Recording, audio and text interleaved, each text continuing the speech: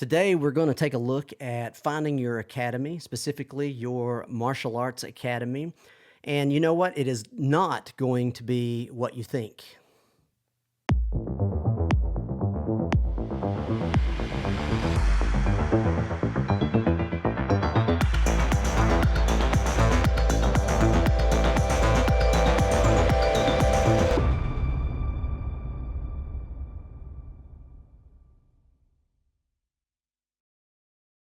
Welcome to the Alan Baker Show. My name is Alan Baker.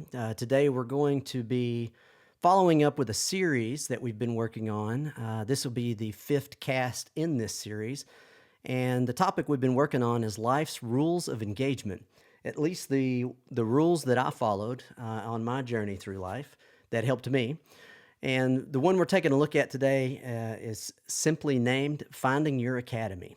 Those of you out there that don't know, I've been in the martial arts for 43 going on 44 years. And I've been actively involved in the martial arts. And what I mean by that is running an academy, running associations, probably since the mid-90s. And that has given me the opportunity to meet a lot of individuals over the years. People who have come inside different academies over time, became students, and then continued on to study. And one of the things that stood out from new students coming into the academies are the ones that had some previous experience at maybe another school or something like that. And I would hear a lot of the nightmares that they had to deal with before separating themselves and maybe going on to find a decent academy. Now, this isn't always the case, but I do remember quite a few stories over the years of things that were creating difficulty for different people. And a lot of people, it caused them to completely quit training. I've met people over the years through students. They were ex-students. They had a bad experience with different academies, and they thought all academies are going to be that way. So they just stopped training entirely. And they were fortunate enough to have a student that said, hey, or a friend that said, you know what, I've had a really good experience here. Let me introduce you to another option. Maybe the one you had wasn't the best one. And so that's one of the things that we're going to touch on today, and the topic being finding your academy. And, this is part of a series that we've been touching on for a little while of life's rules of engagement. And, what we're referring to there are some fundamental rules that I followed and that I have shared with people, and they have implemented them as well, of basic fundamental rules that you can follow that will create great change in life. And there are many different ones out there. These are some of the primary ones that I used that had a tremendous effect on my life. And one of them, and this is obvious, was the influence that the martial arts culture had on me. And it was huge. And so after having that experience and then going on to become an instructor, run different academies, and at some point along my journey, multiple academies, and being able to influence other people and share that experience with them in a positive way, and watching the influence that it had on them and the change it had on them, the positive change and the positive influence, that's what makes it ultimately end up on my list. If you are not in an academy, I suggest finding one in some form because of the tremendous amount of benefit that can come out of it. So this episode one is to introduce that rule, but part of that process is being able to find a good one. And that can be a pretty difficult process. So that's what I'm going to focus on this podcast is some of the areas that I could think are important when you are starting to consider maybe joining a martial arts academy. Maybe you've never done it before and you're looking at getting involved. And, that can be a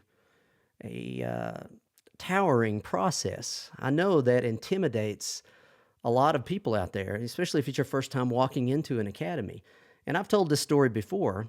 I have been sitting in academies over the years, and we generally have a storefront, and there's a glass storefront. And I've always had an office in the academy up until this recent academy.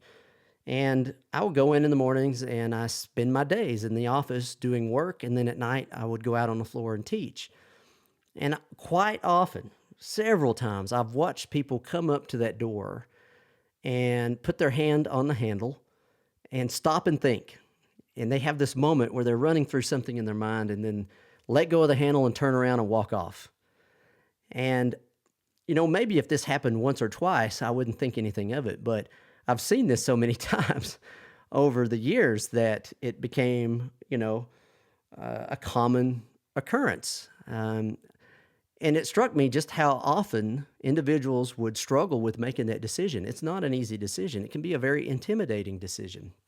But on the other side of that decision is such a tremendous amount of benefit.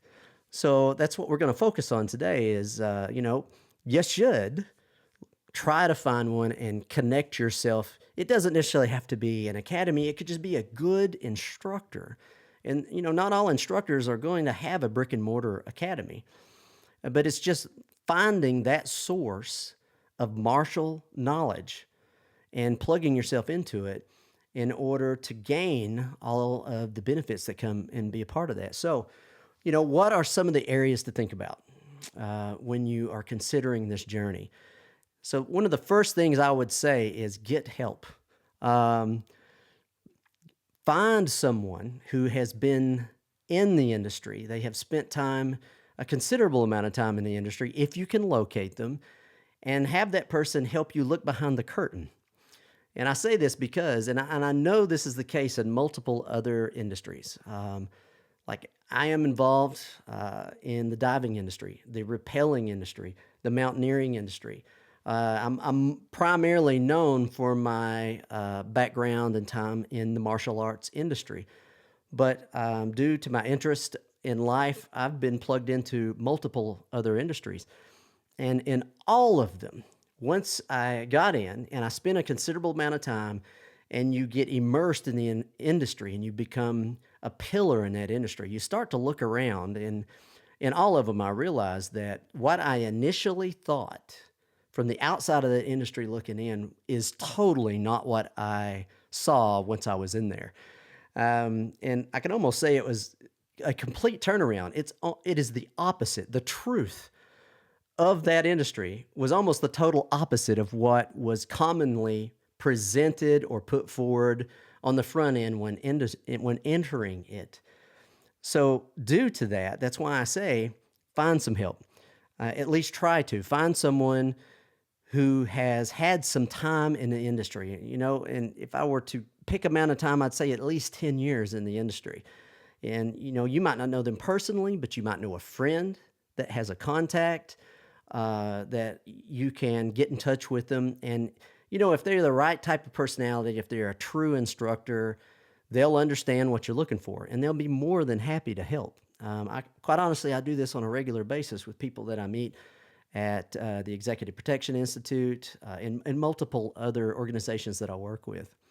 So that'd be the first thing is don't be afraid to go get help. Get a inside the industry contact if you can. Now, I know that's not always possible, but I would say at least take some time and effort to take a look. And as you start to look around and you find an academy, you find an individual, take a look at that individual's background. And what you're looking for, I would say at least are two things. One is a diversity of training. In other words, they haven't just studied one system. They've taken the time and put the effort into study maybe two, maybe three. There are individuals out there right now that are studying 4 different martial arts. And it is absolutely possible. And that's what you're looking for is someone who has studied more than, I would honestly say, 3 arts. If you're looking at somebody that's done one, unless that's all you want to do, but I would say look for somebody that has at least studied 3 different arts in their career, and they're still actively pursuing it. And the second thing would be the amount of time in a system. Did they study it for a short amount of time and then stop? Or are they still studying that? Now, a lot of times you can recognize that by rank. And I know this is not always the case. Sometimes individuals in different systems, they'll just hang around long enough and they end up getting rank because they're alive. I'm talking about an individual who is still actively pursuing skill and development in each given system. Now, generally, that is shown by the level of rank. So, what kind of a rank have they achieved? And so, this ensures that they have spent enough time in that system to develop a certain level of knowledge and wisdom and hopefully skill, but at the very least, a better understanding of those systems so that it makes them a better teacher when they're passing it along to you. Also, and one of the key points there is that they are still actively training. I commonly use the term dead school. You'll have an individual who he's reached a certain level and he's just pretty much stopped training and he just teaches. And that's good, but better would be someone that is still a perpetual student. They're a perpetual white belt. I believe that a good instructor is constantly in search of knowledge, growth, and development. It never ends. There is no arrival, only a forward moving journey, unless you choose to stop. So look for an instructor that is still a student. They're still training. They're still making an effort to get themselves to training camps, get themselves in front of their instructors. Spending time, it might not be as often as a student, but you will see them traveling to train and continuing to grow the amount of information they have. The next area would be to take into consideration the culture and the environment of that academy. Different academies are going to have different cultures. Some are going to be rougher. They'll pride themselves in just beating you up. And, they'll look at it as a point of pride if somebody comes in and they're unable to handle that environment. So they're looking for specific individuals that, are designed or hardwired from the beginning just to handle that hard environment. And, that's not a good thing, but for someone, it's not necessarily a bad thing, but for someone in the beginning, you're just getting started, that might not be the culture you're looking for, at least if it is done without control. So you're looking for a good culture, a good environment. And one of the ways to test this out is when you pick out a instructor, or you pick out an academy, take the time to go and visit. And, see, sometimes they'll let you come in and train for a week. Sometimes they'll give you a couple of weeks. Use that time. Go in, talk to the students, and make that one of your points of discussion with a student. Hey, what is the culture like here? What is the environment like here? How are you treated? How are the training environments for you? Are they rough or do they work with you? And generally, you can get a good feel for what you're getting yourself into. And a good academy will take the time and effort to build the correct culture. I work with a lot of academy owners, really, around the United States. I coach a lot of them due to my interaction with different organizations. And this is a common discussion is what kind of culture do you want to have? What kind of environment do you want to have? Because ultimately it comes down to the head of that school, what they're putting forward. They're in charge of that. And if you are actively in control and you actively design it, it's going to be a very good culture. It's going to be a good educational culture, a safe environment, someplace that if you are brand new, you can come into and get a lot of positive out of it. So the next thing I would take a look at is their drilling methods. And for me, there's multiple areas that you can take a look at. One is an environment or the different training environments. We're going to talk about that one in a minute. But one of the first one is their drilling culture. Drilling is a very important thing. And there are a lot of academies that just blow it off. All they will do is just spar. They'll just kickbox. They just grapple. They just pummel.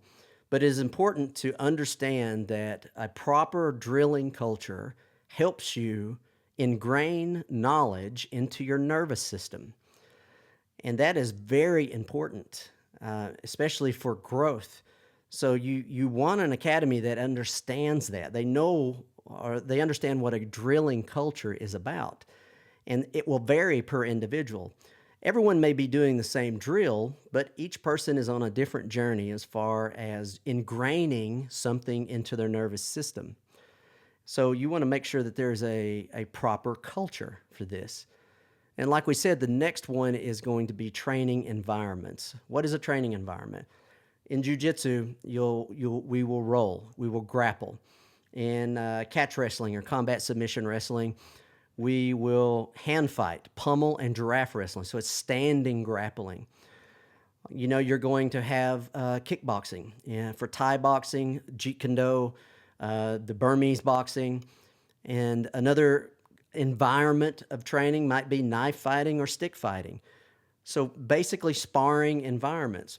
So these are open environments. They're free. You can interact, you can try new things, you can build success, you can build failure.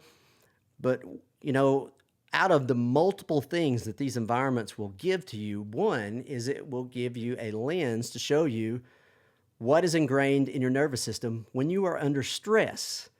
So like, for instance, if I'm grappling and I'm working out with my partner and I try a move out of a split-second decision and I get caught, I get in trouble.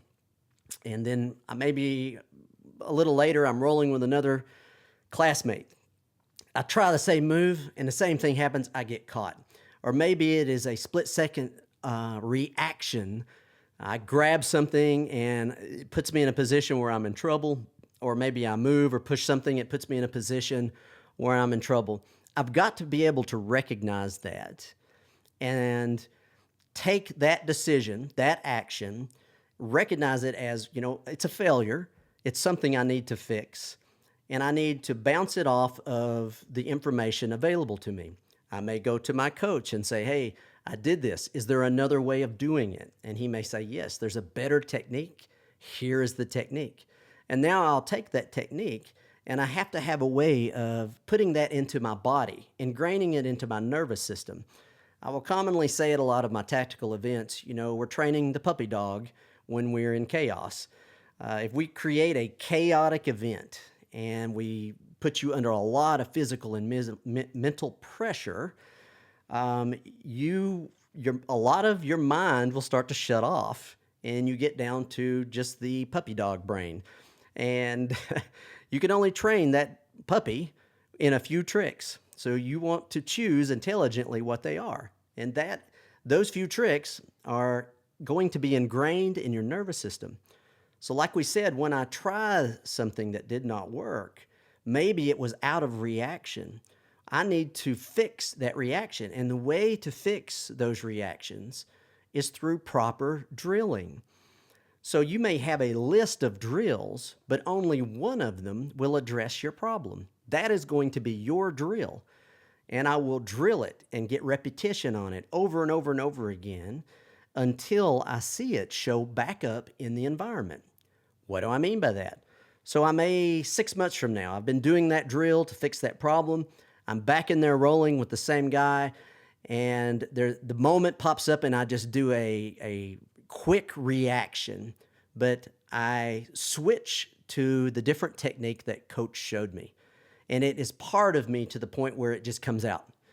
Well, that shows me that drilling methodology, that drilling culture fixed my problem. If it didn't, I need to go back to the drilling culture and keep going until I can train it into an automatic response.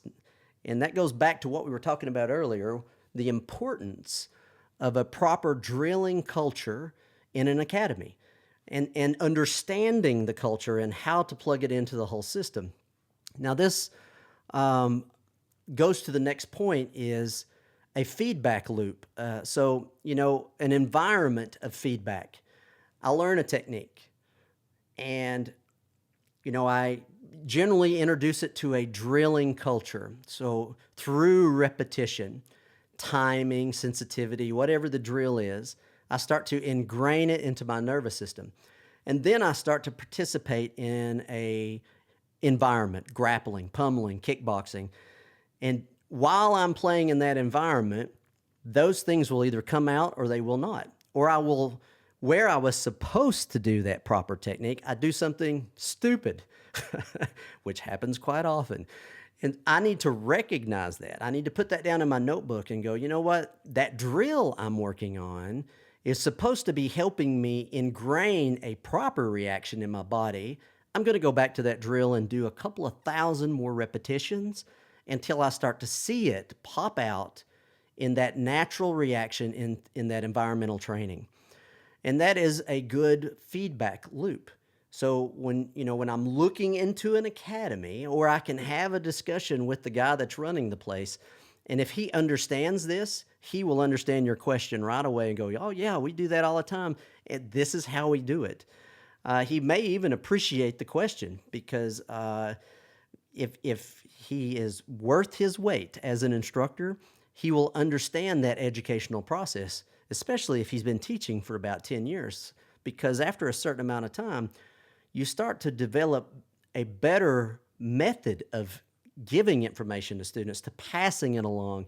You start to create a different culture of education for those guys.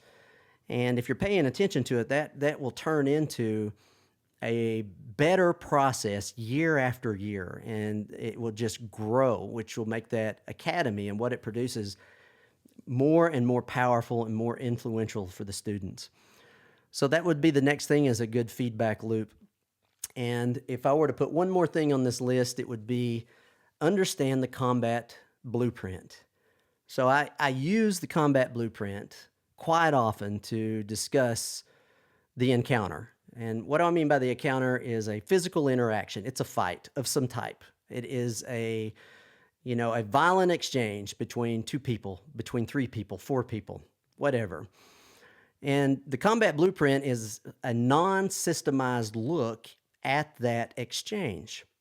So what do I mean by systemize? A lot of martial arts systems will have certain attitudes connected to them, certain belief systems connected to them. An example of this is, and you hear this quite often, all fights go to the ground.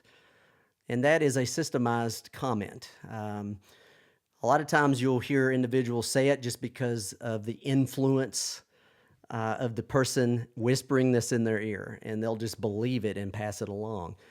And I'm not saying that it is correct or incorrect. I'm just saying that is a systemized mind tool. And we want to avoid that if possible, especially in the beginning.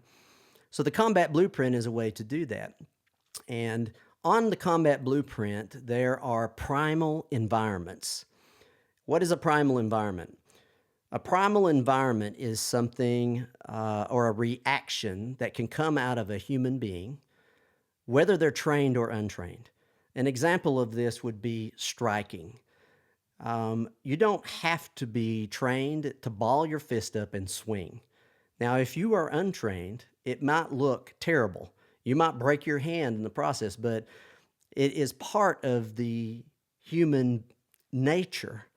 You don't need training to know how to do it. Now, if you're trained, it's going to look a lot better and you're going to be a lot more proficient at it. That's why I do it. And that is a primal environment.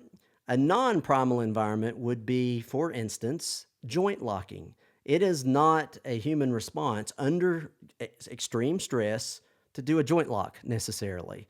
You have to have some training to do it. You have to understand how to do it, where to implement it, and then you have to train to be able to do it in chaos or in a chaotic moment. So that's an example of what they are. So for me, the primary primal environments are going to be these. Can there be more? Yes, they can. This is the baseline I introduce when I start to discuss this topic with different people. So number one is projectiles of some type. The most common one is firearms. It could be any type of projectile. Like we said, You don't necessarily have to be trained to pick up a firearm and use it. You can see closed circuit recordings of people who obviously have never done this a day of their lives, but they have figured it out in that moment. And then you also have people who are highly trained at it. It's primal, it's ingrained in the body. The next is going to be edged weaponry or blunt weaponry. You don't have to have training to pick up a piece of glass or a pencil, a pen, any sharp object and just use it out of fear. But again, if you're trained, you're going to be better at it. The next one is the striking environment. We just discussed that. The next one in is the pummeling environment, standing grappling. And I break this down into 3 different areas: hand fighting, pummeling, and giraffe wrestling. Each one of those are individual and separate things. And then you have the ground primal environment. Now, sometimes you will say grappling. I like to say it is the ground primal environment. For some reason, you've ended up on the ground, whether it is your choice or whether it is not your choice. And once you're down there, I divide this area up into 5 different areas on a baseline. And yes, one of them is grappling. It could be jujitsu, it can be catch wrestling, shudo, catch as catch can. There's multiple things that you can look into. For me, I divide this part into 2 sections.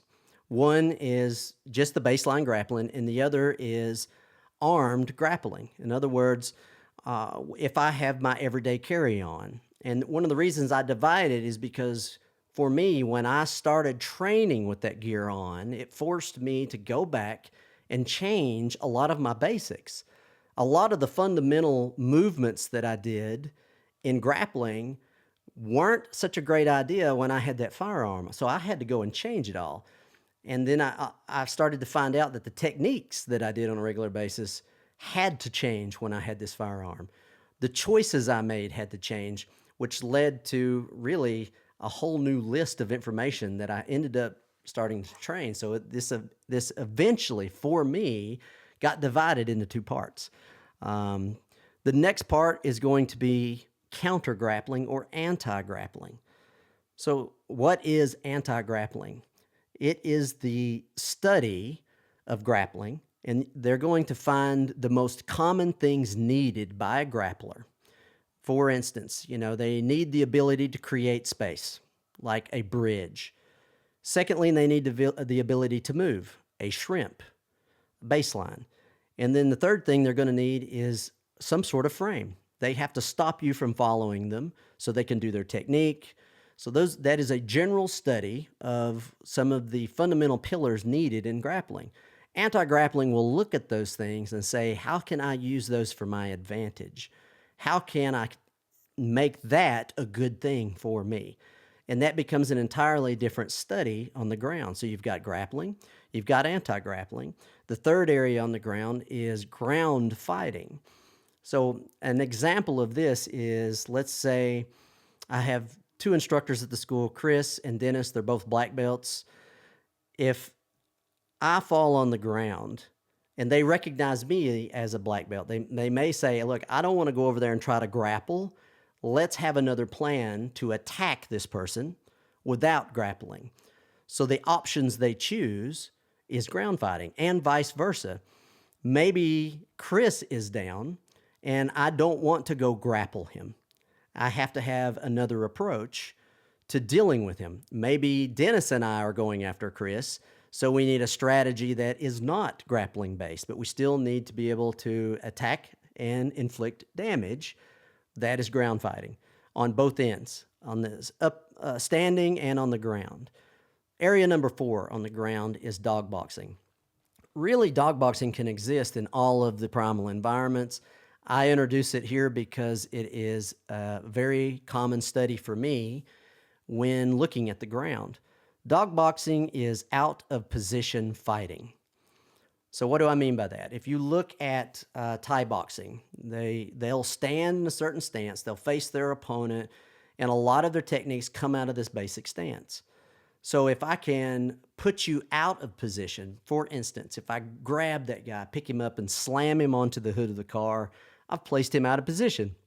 So If I've done that in a moment of chaos, generally the human machine will struggle to get back to what it knows. It wants to get back on its feet, get back in that position because it knows it's trained to deliver destructive force from that position. So a dog boxer is at home out of position. So if we throw that guy on the hood of the car, he's okay there. He knows one of the principles of dog boxing is learning to deliver destructive force in 360 degrees around you, regardless of the position you are in. If I caught him in a restaurant, sitting in a booth, and I come in that booth on top of them, that's a dog boxer's home. And I commonly tell this story of a good friend of mine who owns a driving school, and we were working on carjacking one day, and he opened the door. I was sitting in the passenger seat. He grabbed my foot and started dragging me out of the car. Halfway out of the car, I reversed the situation for him, and it surprised him. And he expected me to kind of be out of position in, half drug out of the car. But we actually train that on a regular basis at the academy as out of position training. That is dog boxing, and it is a huge study. But it's one of the things I like to introduce when discussing the ground. And then the last area would be grounded weapon fighting. I do not mean grappling with weapons. You'll see a lot of this on YouTube now. Grapplers, I'll just give you a gun and let's grapple for it. Yes, that's a thing. But, size, age, injury plays against you in the grappling environment. And if you add in a firearm, that's not necessarily a good equation. I want to know how to cheat. And just like if I'm on my feet in that same situation, I want to create space. I want to create a superior angle, and I also want to get ahead of time. You have to achieve those same things in a grounded weapon fighting exchange, and you can't necessarily do that by grappling. So you have to change the plan. So that's the difference. Now, both are good. Don't get me wrong. I grapple often with different weapons because it is the baseline, but I also am in the science of cheating and winning. So I want to know the strategies and the things I have to achieve to do that in that environment. And I need to have it put together in a systemized method so I can train it. And that is the fifth area. So those are the five different areas that we will commonly study on the combat blueprint under that title of groundwork. Okay, so hopefully if you are out there and you're considering joining an academy, this helps sway you to make that decision. And it also gives you some options when you go to look for an academy. That will help you find either an instructor or an academy. And it can give you some thought tools that you can use along the process to hopefully land you in a good position, or at the very least help you avoid making decisions that might not be the best for you. They might not suit you. All right, guys, hopefully you got some value out of today. I appreciate you coming out and taking the time to listen or watch, and I will see you at the next one. All right, guys, just a quick break to discuss some of the things that we are doing. We are developing two major areas right now, and one is the online academies. We have three major academies on the primary website now, and this is for those individuals that maybe you can't find a good instructor, but you still want access to decent information so that you can do your own training. The second is live events. We are in the process of putting together more of them this year for that are going to be open to the public. A lot of the information that I teach through Baker Defensive Tactics are for closed agencies or protection teams. So they're not always available to the public, and we get a lot of requests for them. And one of the things we're doing this year is we're trying to schedule events for you guys to have access to come in and train and do those events. And that is the two things that you will find on the website in relation to how we're trying to put that information forward for you. So you can check all of that out at sifuallenbaker.com. All right, guys, we'll take a little break here just to say if you are getting value out of the show and you're enjoying it, please give us a like and subscribe so that we can keep you in the loop on new episodes that we're going to be releasing in the future. We are working on a lot of cool content going into the new year for you guys, and we want to be able to let you know when we are releasing new information. Also, if you know anyone that would value or get value out of this show, please share us with them and hopefully help our audience grow so that we can reach more people.